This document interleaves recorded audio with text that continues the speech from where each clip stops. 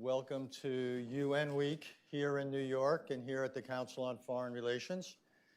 And we are honored and thrilled to begin it with Prime Minister Imran Khan, the Prime Minister of Pakistan. He has been Prime Minister for just over a year. Prior to that, he was a member of the National Assembly. Before politics, he served as UNICEF's Special Representative for Sports, had a small career in the world of sports, where he is widely recognized as one of the great cricket players in history and led Pakistan's national team to victory at the World Cup. A lot of other things. He was at Oxford in the early and mid 1970s, with others, Tony Blair, Benazir Bhutto, and quite a few other distinguished people who went on to have extraordinary careers. The way we're going to do it is the Prime Minister and I will have a conversation for a few minutes. Bless you, somebody. And then we will open it up to you, to the members, for questions. Prime Minister also, I should say, has a packed schedule. So we are going to try to end this so he can brave the traffic by just under an hour from now. Ask you to remain seated when he goes. I can't resist, so one question. First of all, again, thank you and welcome, sir. One question about your previous life. Is there anything that you took from your previous life of cricket that has served you well in the world of politics that you now find yourself? Well, Richard, thank you very much first for inviting me here, giving me an opportunity to talk about my country. Cricket, like any sport, I think it teaches you the most invaluable lesson of life. And basically that is that whenever you are aiming at some goal in life, it teaches you how to struggle, the ability to take the bad times, the setbacks. So the quality of success is not how you handle the good times, it's how you handle the bad times and how you cope with them, how you learn from the setbacks, not get demoralized. So that's the only way I could struggle for 22 years before I got into this position. Well, speaking of struggle, let's talk about your economy for a minute, if we may. Over the years, I believe Pakistan and the International Monetary Fund have reached more than a dozen agreements. You just reached one rather recently, I think on the scale of $6 billion. You yourself, when you ran for this job, you were critical of it, yet you've now entered into it. Why is Pakistan having such difficulty economically that it has to repeatedly turn to the IMF? You see, it's the moment you have a deficit, whether it is current account or fiscal deficit, means you're not managing your economy properly, and it's just like a household. If the house is going into a deficit, you have to raise your income, cut your expenditure. So this inability of successful governments to manage our economy is why we keep landing up with the IMF. We inherited, unfortunately, the biggest current account deficit in Pakistan's history. And so the first year has been a real struggle to basically fix this deficit. And I'm very proud to say that we have really cut down this deficit almost by 70%. We now have an economy which is heading in the right direction. Simple reason was that previously we had a 5% growth rate, but that was based on imports.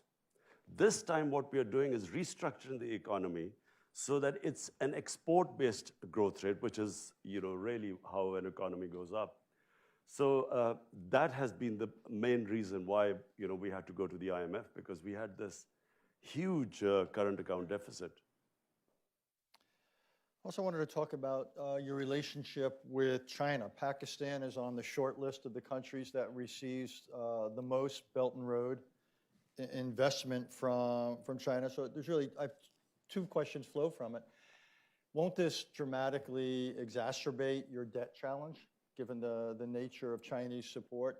And how does Pakistan make the claim that it's going to retain its full sovereignty, given that it's allowing or inviting China in to do projects on such a scale?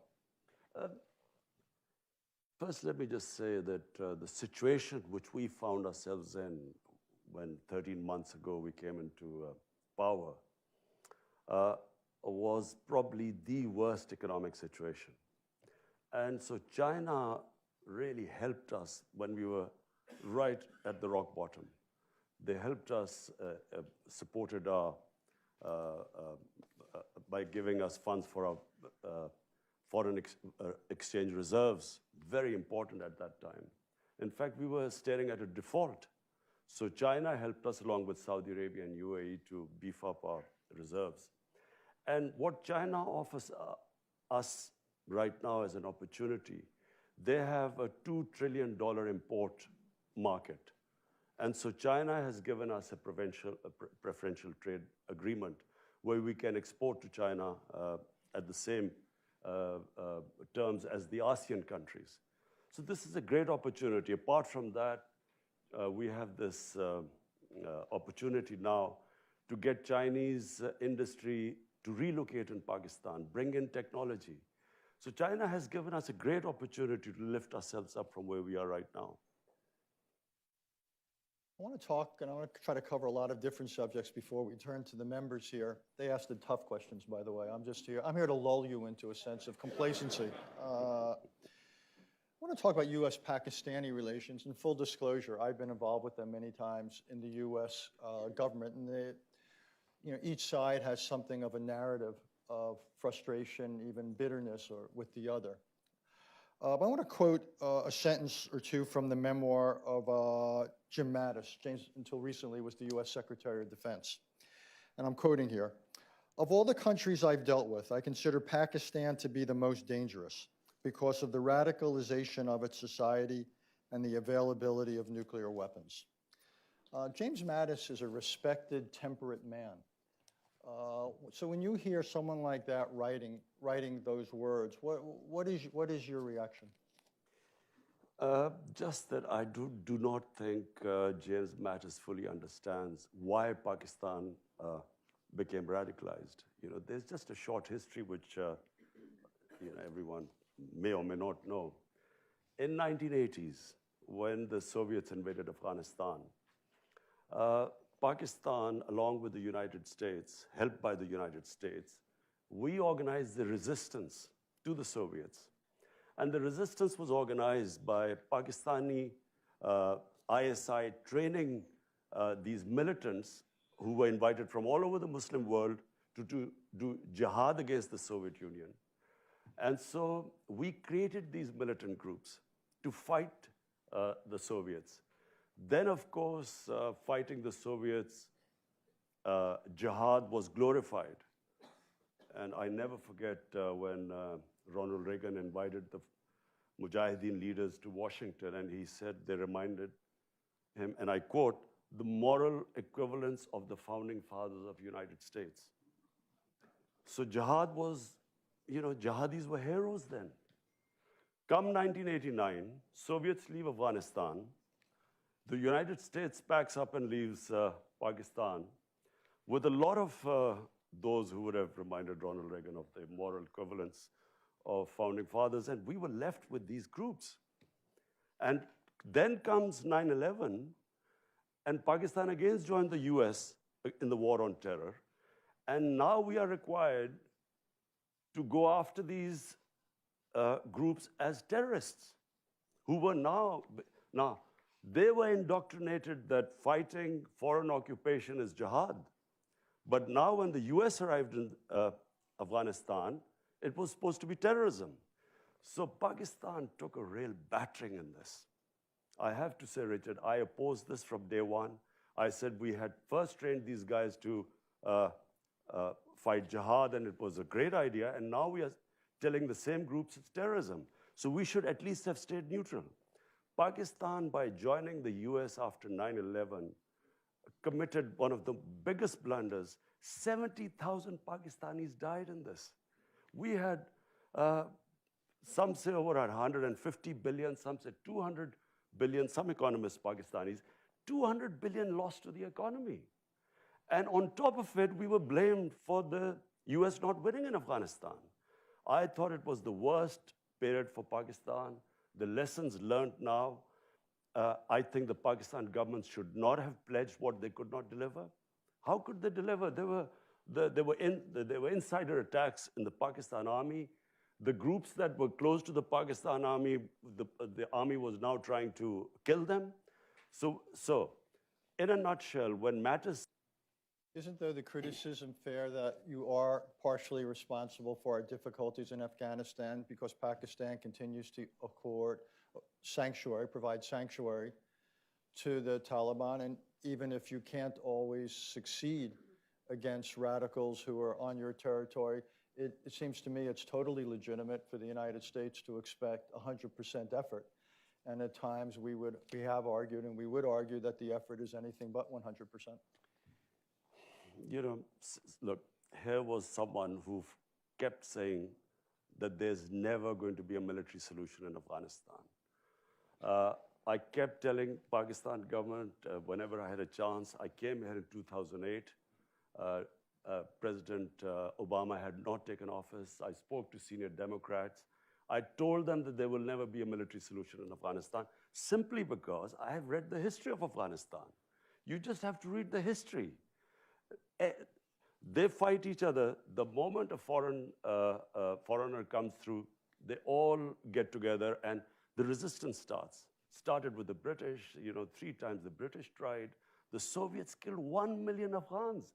There was still, the resistance was stronger after 1 million Afghans had been killed. So I kept trying to tell this. I tried to explain to, I remember meeting Joe Biden, John Kerry, Harry Reid. I tried to explain, and I realized they hadn't a clue. No one understood Afghanistan. The politicians didn't understand what was going on. And this madness kept going on, and Pakistan kept being blamed. Now, Pakistan had two right now, but it had even more.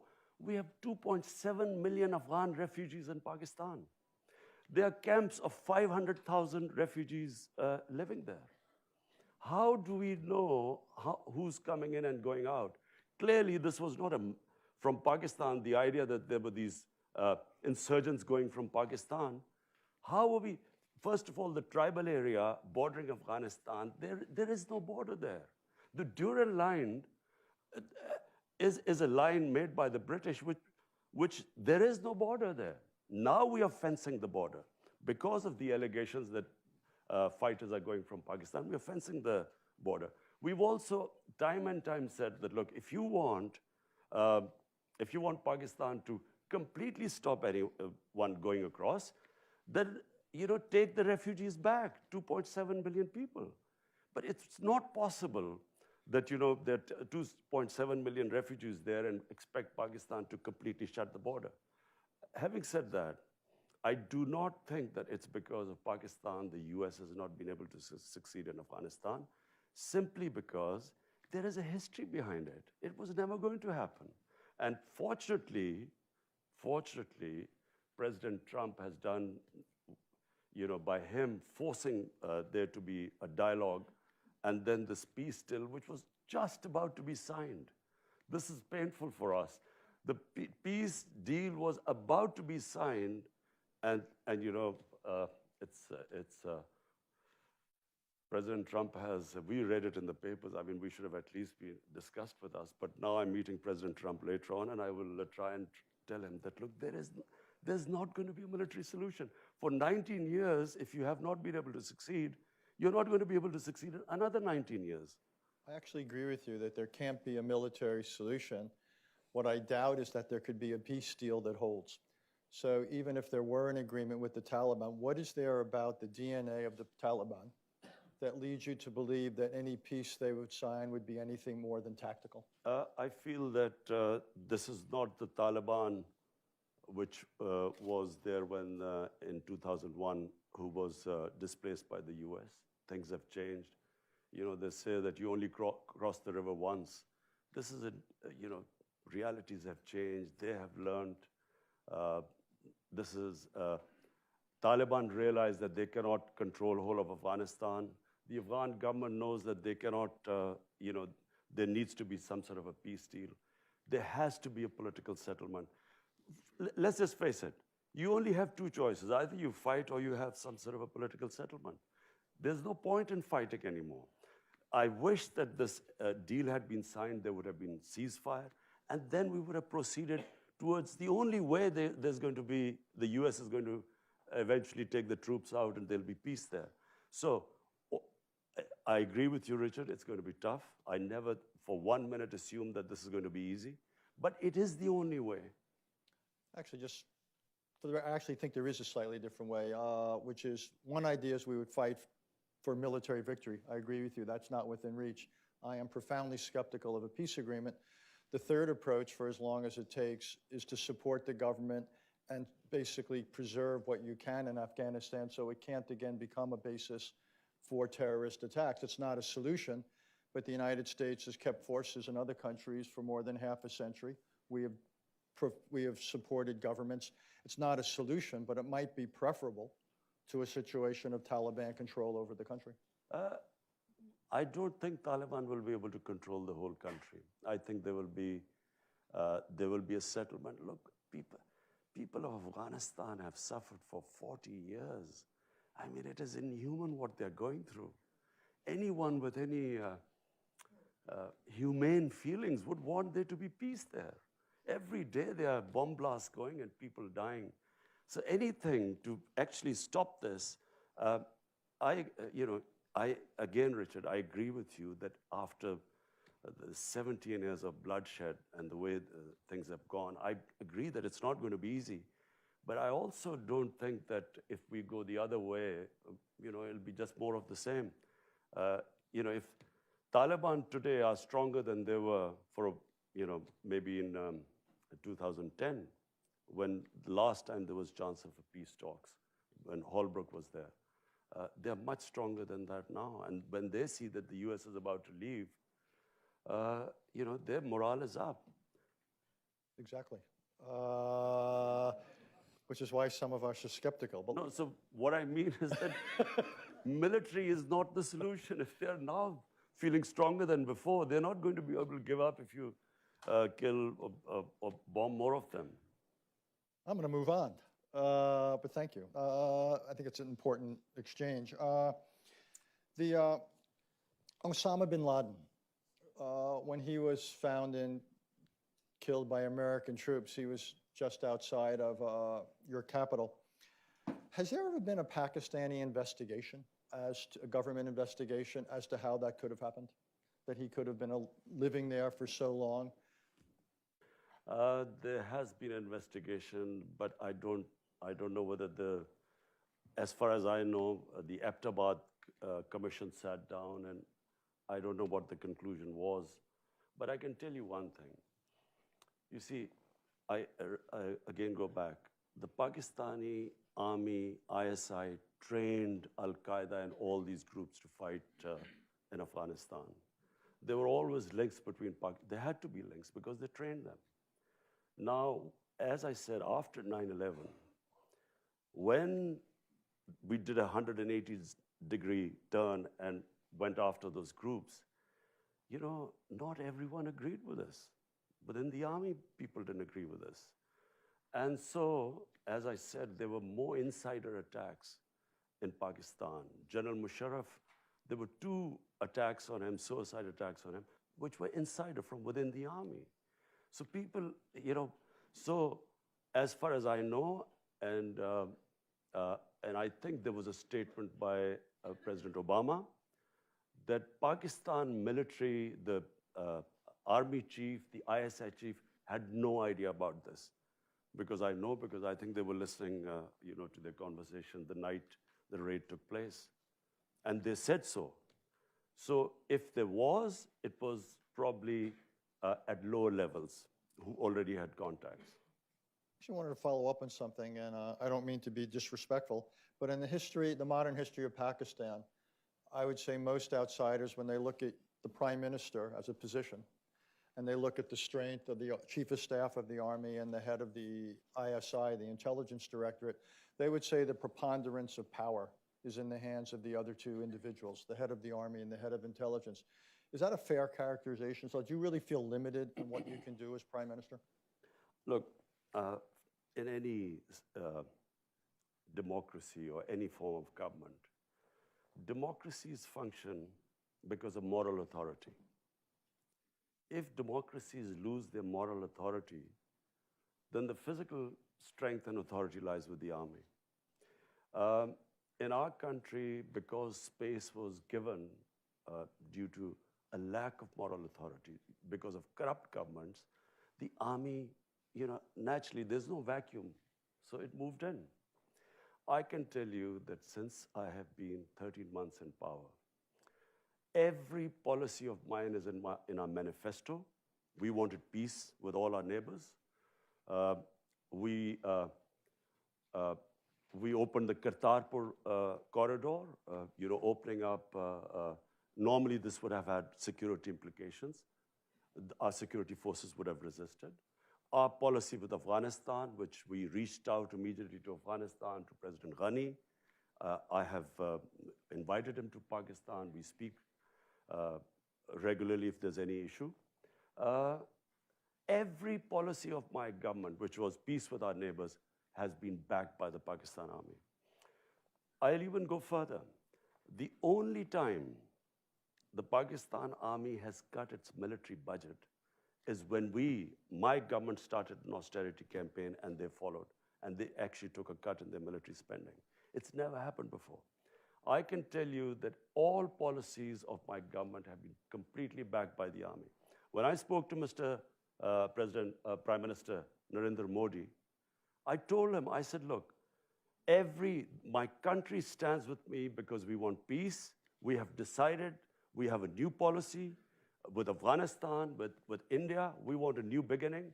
You take one step towards us, we come towards you. And he sort of said, are you sure? Meaning that is the army behind? The army completely stands with us, with our policies. So in past, it may be true, and I repeat, it's because governments lose. When democratic governments don't have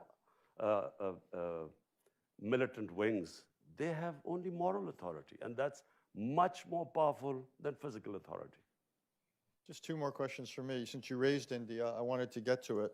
It may have been your hope to have improved relations with India. Needless to say, it hasn't worked out that way. So, and along the way, you said some pretty brutal things about Prime Minister Modi and about the philosophy of the BJP and so forth. So what is a realistic path? Because one analogy I often draw is at the height of the Cold War, the US-Soviet relationship had far more dimensions to it, far more substance to it than the India-Pakistan relationship has now, in terms of diplomatic contacts, economic contacts, and the rest. So how do we take this relationship between two nuclear-armed rivals that have a history of conflict? How do we make sure the future doesn't resemble the past? Well, Richard, let me say one thing. This is very sad where we stand today. From day one, I have written letters. I've spoken to Prime Minister Modi about we have common issues. We have poverty. Poverty is big in the subcontinent. Any government that should come, the number one priority should be to deal with poverty. Climate change. We stand the subcontinent. I mean, our glaciers are melting at a rapid rate. We need to combine together because there are hundreds and millions of people that are going to be affected. So I called him up and I said, look, let's just have a new chapter. Let's reset our relationship. And he talked about terrorism, and I said, look, I give you an assurity. It's not because of pressure from India or anyone. It's a policy that we will not allow any militant groups in Pakistan. We were dismantling from day one, and again, I talk about the army. Had the army not helped us, we would not be able to dismantle these militant organizations, a legacy of the 80s.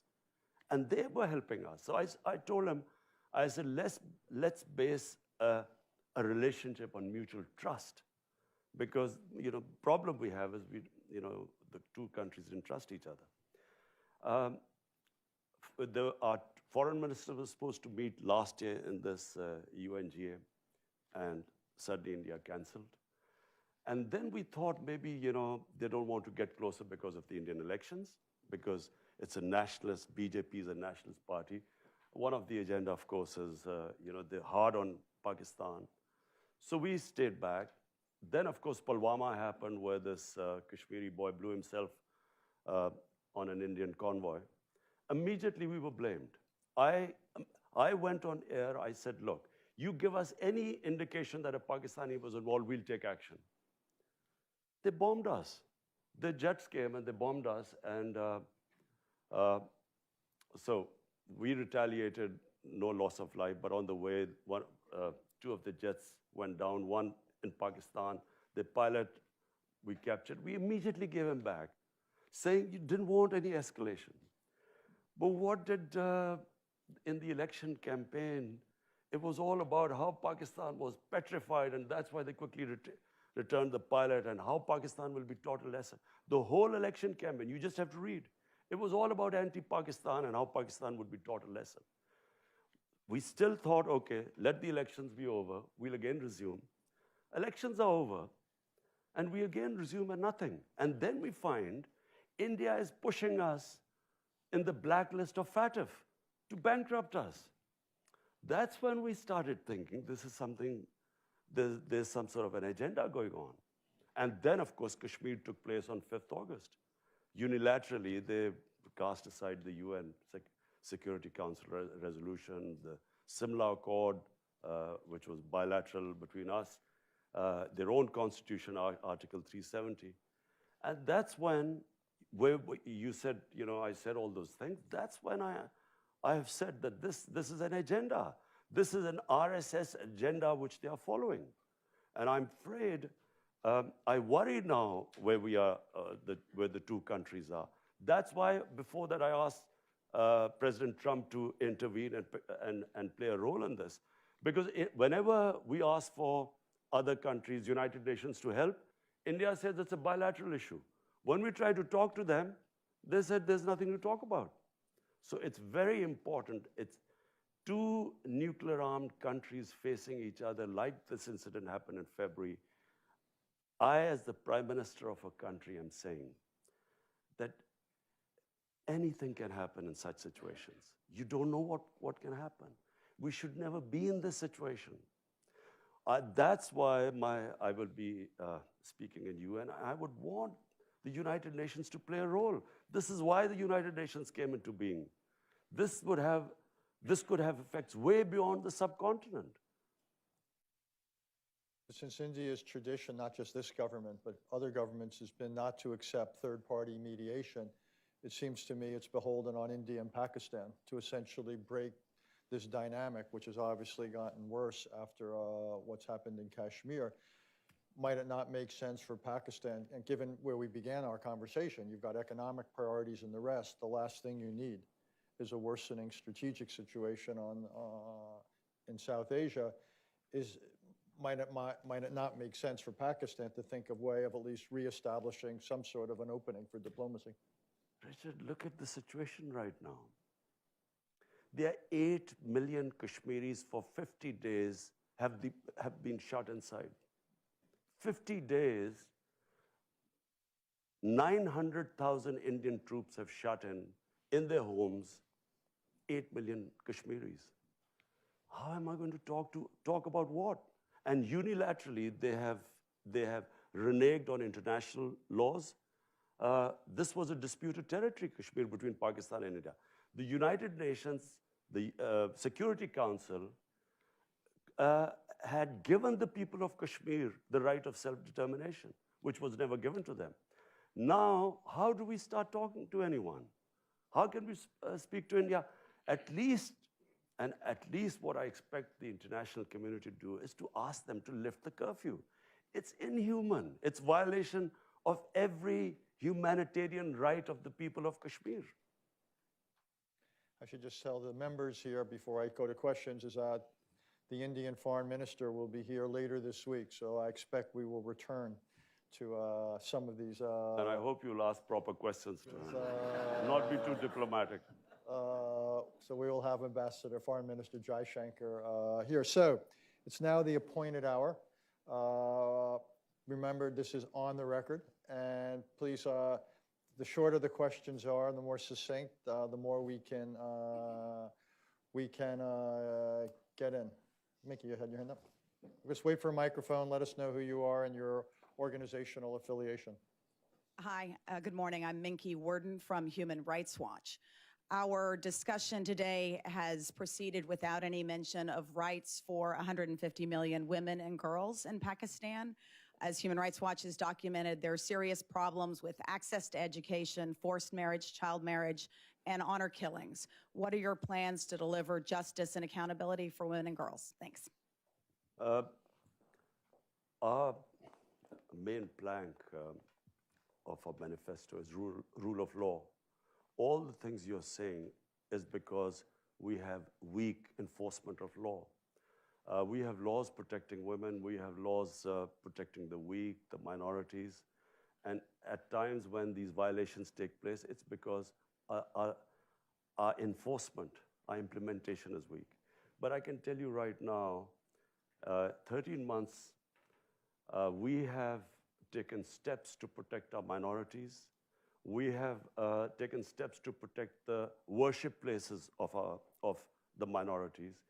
The initiative which we have taken with the Sikh community is opening up the Kartarpur corridor is unprecedented. We are now in the process of restoring places of worship because Pakistan was also the center of Buddhist civilization, and also the Hindu shrines. So my concept of Pakistan is where our minorities are equal citizens. They have all their rights are protected. All the women, the weaker sections, the poor people in our country, we have come up with the biggest ever poverty alleviation program despite our fiscal constraints. It is one of the, in our history, it's the biggest poverty alleviation campaign which we've started.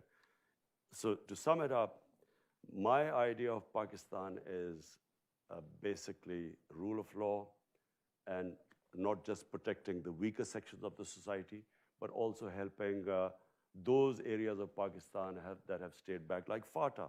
FATA has merged with Pakistan for the first time with KP. And we have spent funds to rehabilitate the people of FATA because of the war on terror. Just so you understand, in the World Economic Forum report, Pakistan comes in literally second to last in terms of the gender gap. So is what you're saying that the challenge is to enforce existing laws, or do you really need new laws and new programs to help girls and women have opportunity?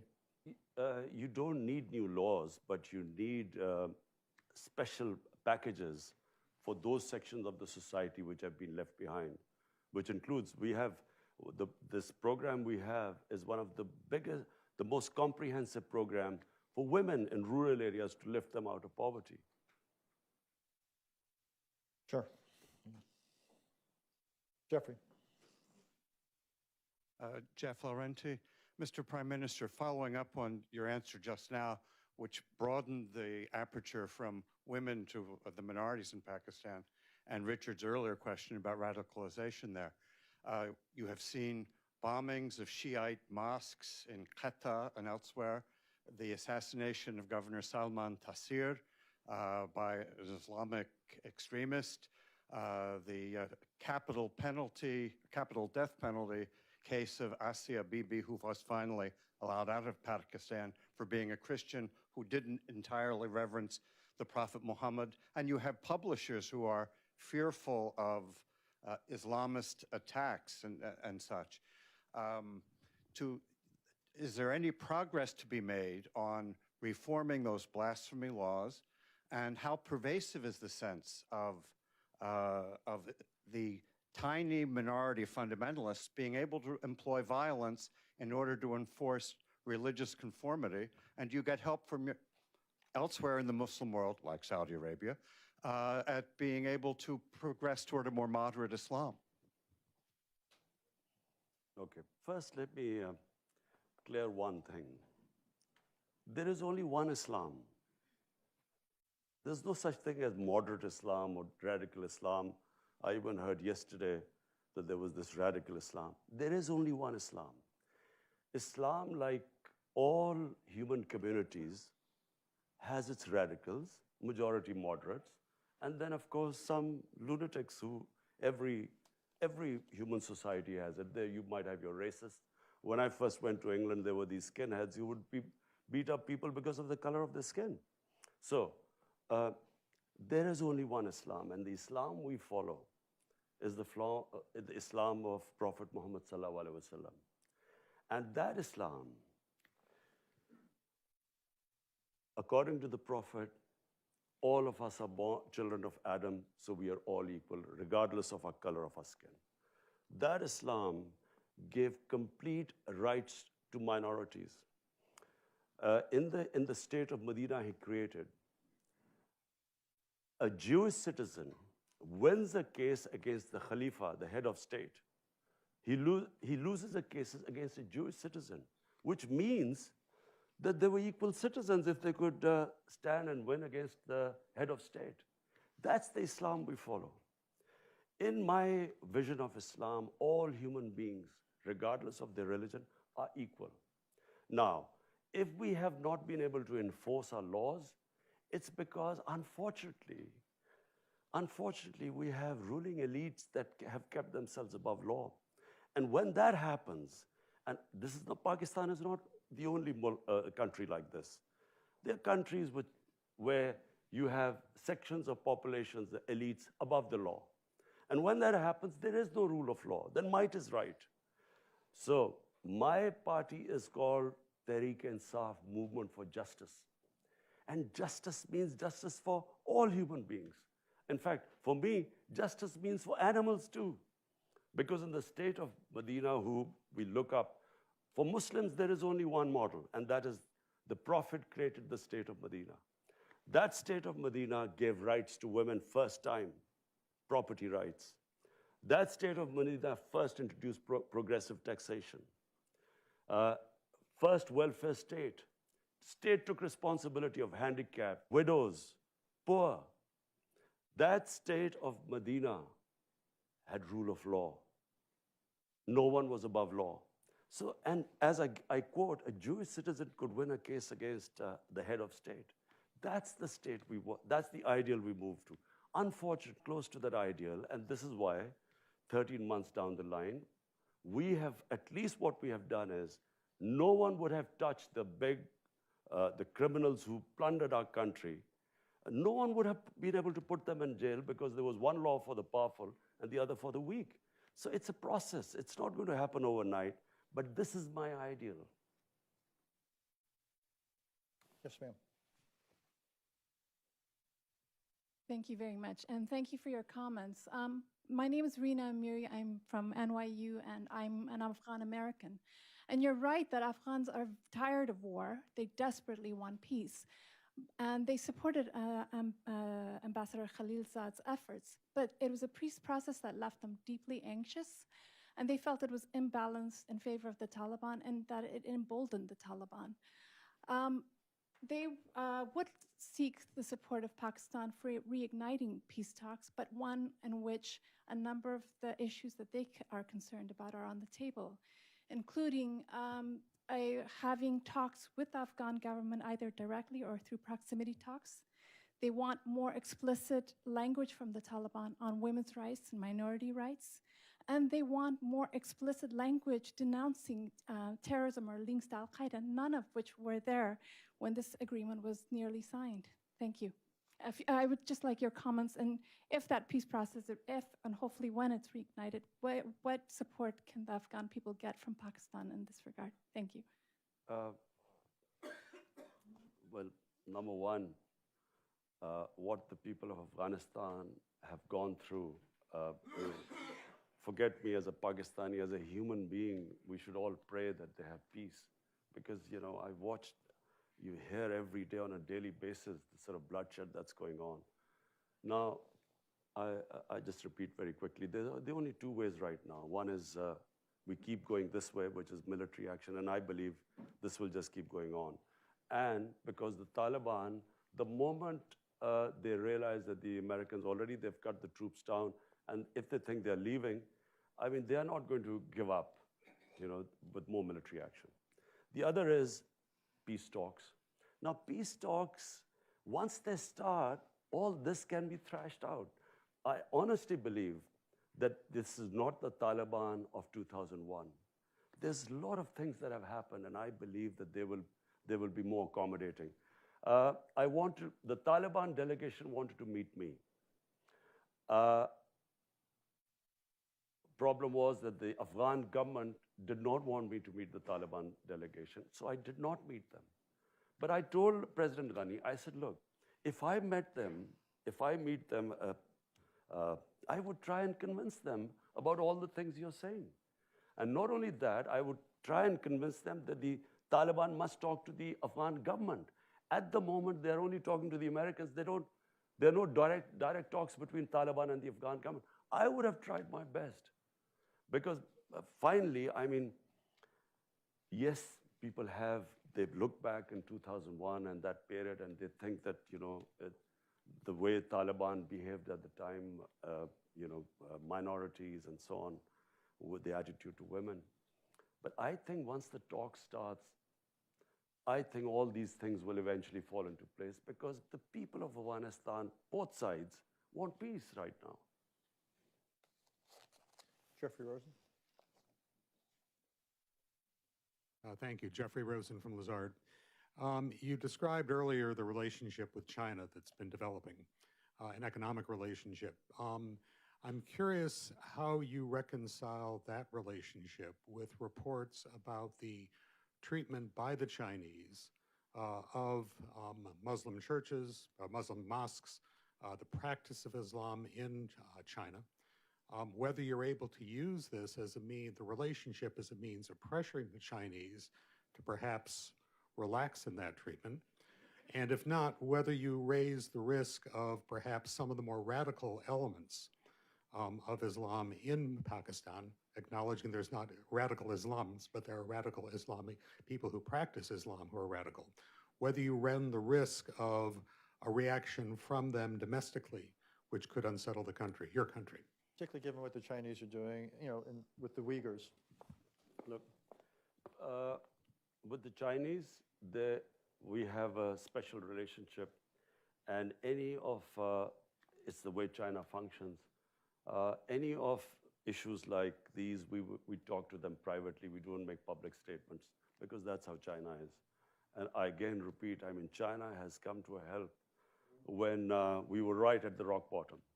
So I would not publicly talk about it, but just, as someone who has taken over Pakistan 13 months ago, faced the biggest economic crisis, dealing with that.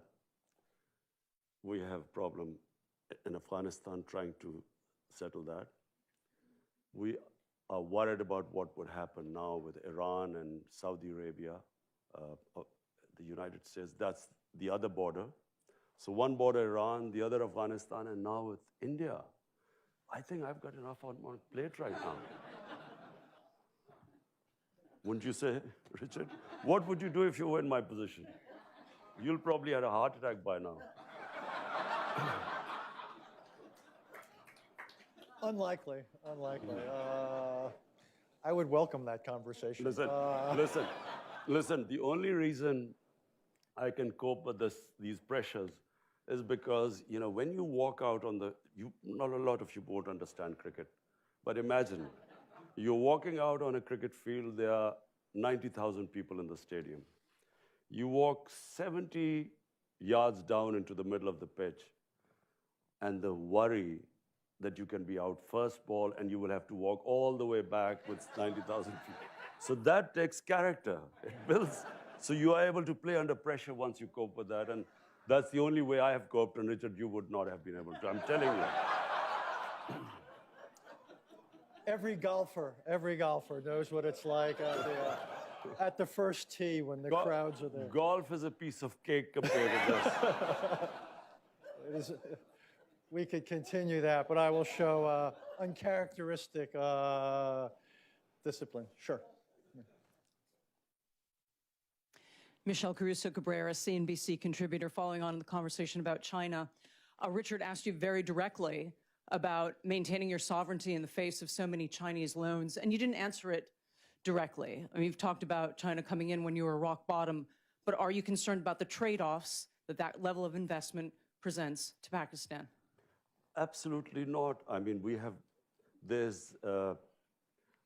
for instance, I mean, what would China, how would it impinge on our sovereignty? Maybe they would say, don't have a good relationship with the US. But the Chinese have never, ever interfered in any of our foreign policy, in any of our domestic policy for that matter. I think China sees Pakistan as the CPEC, this economic corridor and the Belt and Road Initiative. They see this as a great opportunity for them. I think China is one country which we can all learn from. Their main concentration has been on trade and wealth creation and lifting the standard of living of their people. What I admire about China the most, in 30 years, they have taken 700 million people out of poverty. It's never been done in human history. And when I came, if you ask me what is the one thing I want in Pakistan, lift our 100 million Pakistanis out of poverty. This is our main thing. So that's where we have learned a lot from China, how they tackle poverty in these last 30 years. So the answer to the question, there have been no demands by China which restrict our sovereignty. Are you not put off, though? China has accomplished what you said, but they've done it at a great price and cost in terms of democracy, human rights, and the rest, not just for Muslim Chinese, but for all Chinese. Are you not put off by that aspect of the cost of their development model? Well, you know, who am I to comment on China? But the fact is that if any human society can accomplish this, you know, this is humane. This is taking people out of poverty. I mean, I admire that the most. For me, if I had, but I don't have, unfortunately, the Chinese model, and if I could order people around, and I could get people out of poverty. Not just that, the way they've tackled corruption. Unfortunately, I can't do that in Pakistan. 450 ministerial level people in the last 5 years have been put into jail on corruption. I mean, I wish I could do that in my country. But, you know, we have our limitations, but it has to be admired what they've done in terms of taking what China is now. I mean, 30 years ago, you wouldn't believe what they've been able to achieve. Mary Boyce. Mary Boyce Schiller. The attack on the Saudi oil last weekend, if the response were left entirely to you, what would the response be? You know, Mary, I am and will always be a pacifist. I am anti-war. I do not believe wars solve problems. You go to solve one problem, you give birth to 5 other problems. You go after Al-Qaeda, you create ISIS. I do not believe wars solve problems, unfortunately. I would do everything to resolve this issue through diplomacy. I would be trying my best, because if there is a conflict there, the consequences, I mean, just look at the poorer countries. Do people care about poor countries? Imagine if oil prices go up. We are struggling finally to sort of try and balance our budget. This will just immediately throw everything for us. And so we already have the war we had, war on terror. 70,000 Pakistanis died. And it's a lesson my government, people of Pakistan have learned, that we will avoid conflict at everything. And we can't afford another conflict going on in our neighborhood.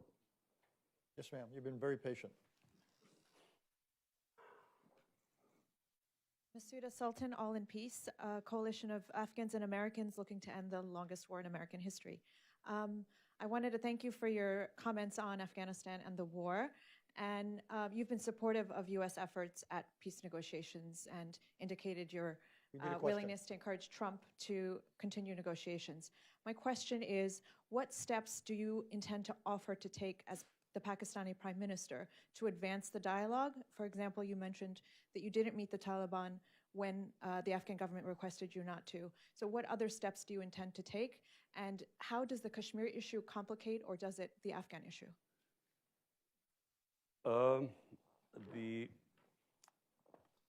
What I was planning to do was, this deal was about to be signed. The moment this deal was going to be signed, I would have met the Taliban leaders and I would have immediately made them sit with the Afghan government. So that was the last thing left. You know, at the moment, the Taliban were only talking to the Americans. And so once they had, the deal was signed, then we would have got them to talk to the Afghan government. I would have tried my best. And I feel that that was the way ahead. We just read the tweet about the talks breaking down. I wish we had been consulted and we would have tried our best. This was always, I mean, the fact that President Trump felt that because of, you know, the terrorist attack, because of that, he had broken off talks. But, you know, when you are fighting and talking at the same time, this was always going to happen. But they have to stay the course. So I will be trying my best to convince President Trump to resume the talks. To what extent are you using Twitter as a tool of political persuasion and reaching out to your own population or to India's? To what extent is Twitter a tool for you? I try my best to convey my feelings. I do feel, Richard, I honestly feel, I'm sitting in front of you, I have known India. I have had love and respect from India and fan following because India loves cricket more than any other Pakistani. I'm more worried about India right now than probably even Pakistan, because India is not heading in the right direction.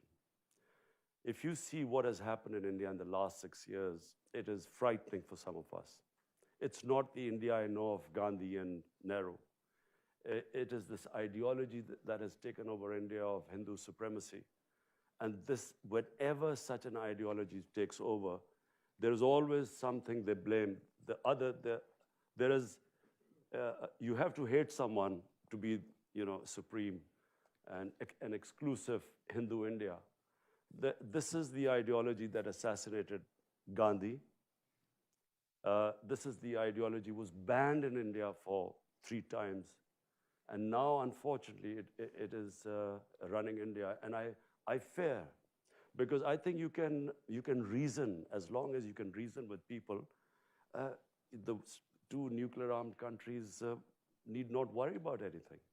But unfortunately, with this ideology of racial supremacy, I don't think you can reason, and I'm generally worried. And that's why I'm going to speak. I'm speaking to the heads of state. I've just spoken to Prime Minister Boris Johnson. I will speak to Donald Trump. I will speak to other leaders. I will speak in the UN. I'll try my best that the world must intervene before this goes too far. That is a sober place to stop. The Prime Minister has to get to a meeting with the Chinese delegation, so I promised we'd let him out.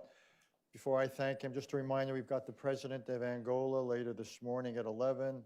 In Washington at 12:30 today, we've got the Acting Secretary, Department of Homeland Security. Tomorrow we have the Saudi Foreign Minister as well as a climate change symposium. Mr. Prime Minister, thank you for coming here. Thank you for asking our questions. I look